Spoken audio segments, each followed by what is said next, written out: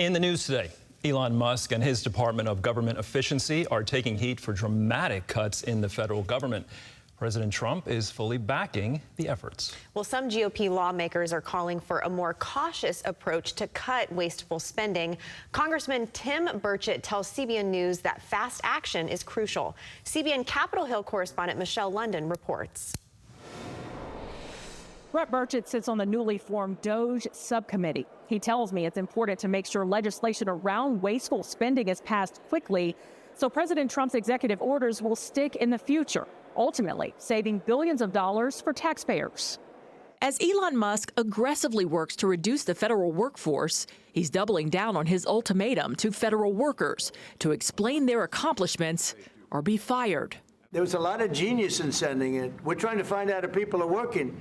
And so we're sending a letter to people. Please tell us what you did last week. Some federal workers are stuck in limbo, as some lawmakers are making a public plea to Musk on their behalf. If I could say one thing to Elon Musk, it's like, please put a dose of compassion in this. These are real people. But Brett Burchett wants DOGE to have long-term success. And is incredibly corrupt. Is how he's describing the current state of wasteful spending in Washington. During their first hearing, the DOGE subcommittee says it talked to witnesses who shared plans to improve payment systems and decrease fraud. According to the subcommittee, billions of taxpayer dollars were lost to improper payments. It was just 7 years ago, and our budget was around $4.5 trillion. We were spending that. We're now spending over $7 trillion. It's just ballooned, and it will never stop. Funds, Burchett says, don't have a paper trail or any transparency. He also believes there hasn't been one federal program since COVID-19 that Americans can't live without. Burchett tells CBN News he's in favor of Musk moving quickly. Yeah. Do you feel like these cuts are moving too fast? No, I don't. Again, I don't think we have much time. I'm getting a lot of blowback from folks that have been working from home and have since moved out of the area, thinking that they're going to get to keep their job.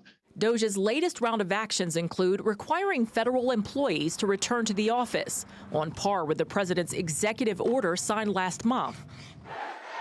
During a recent conservative political action conference, Trump addressed his federal buyout plan, claiming about 75,000 federal workers had accepted what his administration has called deferred resignations. I hope they do a complete paper trail and show where all that money goes and who gets paid, because I suspect some members of Congress will be embarrassed by some of it. Burchett says he hopes this committee will continue to expose government waste and eventually pass legislation to protect the president's orders. Things that President Trump is doing by executive order are done at a stroke of a pen, and they can be undone at the stroke of a pen. That's why we need legislation in place to back these things up, to backstop.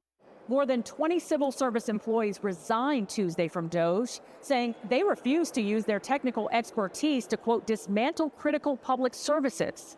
Michelle London, CBN News, Washington. Thank you, Michelle. We're now joined by CBN News chief political analyst David Brody. David, some Republicans are calling these cuts haphazard. They say cabinet members should be making these decisions, with Musk just in an advisory role. What's the likelihood the White House will take their advice? Let me think for a second. 0%. I didn't even need a calculator there, Andrew, for that. Look, Elon Musk has a bit of a carte blanche situation right now with President Trump as a senior advisor, or whatever they want to call him, a special employee of the government.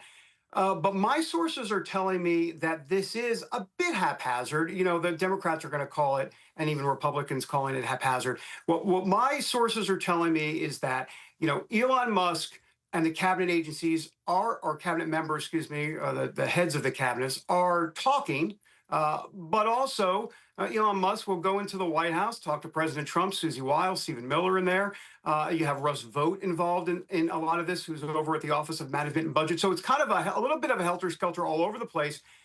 We still haven't really received kind of an official chain of command, and I think that's what's basically having a lot of folks concerned at this point as to how this operates exactly. All right, so House Republicans passed their budget blueprint by a 2-vote margin last night. What's in the bill, and how difficult will it be for the House and Senate to reach an agreement? Well, first of all, it's funny, a 2-vote margin, right? They could only lose one Republican, and they did. They lost one Republican. And guess what? Even though they called the vote off, and then they put it back on last night, all of that, that's the easy part. Now comes the hard part, which is figuring out what's going to be specifically inside the bill. We call that budget reconciliation and wonky DC talk. But look, inside the House bill, you've got $4.5 trillion worth of tax cuts that the House wants to extend. These are the President Trump tax cuts from his last term. You've got border funding. You've got energy funding in there. The Senate bill is a bit different. We can talk about that in a moment. The bottom line is, in terms of what's in this bill, $2 trillion of spending cuts. That's where the rubber is going to meet the road. What will those spending cuts be exactly? That's where it gets hard. It gets dicey. And as we move on to about April, possibly May, that's where all of this will get decided. It won't get decided, Andrew, just as a footnote, at least until April, because the Republicans will have 2 more House members in April. 2 Florida congressmen will be elected in special elections. So they'll have a little bit more wiggle room. That's why that vote, whatever the final vote is, will come sometime in most likely April. Well, the president has also been busy on the international front, and to call his relationship with Zelensky rocky would be an understatement, but they have reportedly agreed to a deal. Trump loves to have deals over mineral rights to repay U.S. aid. The two have been in a war of words, as everybody knows. What's behind the acrimony here? Gratitude, or the lack thereof. President Trump and quite frankly, the administration, even Marco Rubio, Secretary of State Marco Rubio, actually talking about this publicly, which is a bit shocking, saying, look, Zelensky says some nice things in public, thank you, America, for the aid, but then there's a ... and here's his list of what he really wants and what he really needs. And so it comes across as, to the president and to some folks in the administration, as ungrateful. So I think that's part of it. I think the other part of it is, as Marco Rubio explained just the other day, is that Zelensky said to Rubio in a meeting that they had that indeed there was going to be a deal on minerals, the rare earth minerals. And then after that meeting, he went back to Ukraine and said, there's no deal. I didn't agree to any deal. So Rubio feels like Zelensky's being a bit two-faced on this. And so you've got that plus the gratitude or the lack thereof. And I think it's just rubbed President Trump and others in this administration the wrong way, especially for everything America has done for Ukraine. All right, David, thank you so much for reporting. Appreciate it. You bet.